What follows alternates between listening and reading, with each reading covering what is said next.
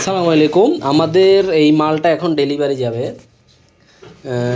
এই আইপিএসটা 1000 watt 1250 VA. এখানে 60 ampere MPPT use করছি, আমরা ডাবল কুলিং সিস্টেম ইউজ করছি, এটাতে ডাবল ফ্যান দিয়েছি।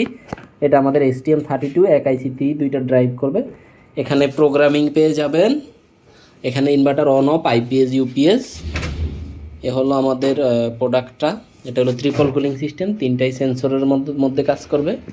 আর পিছনে আমরা সোলার কানেক্টর দিয়েছি, double fan, double output. AC কর্ডটা খুবই ভালো মানের, আমরা 70-76 তার ইউজ করছি।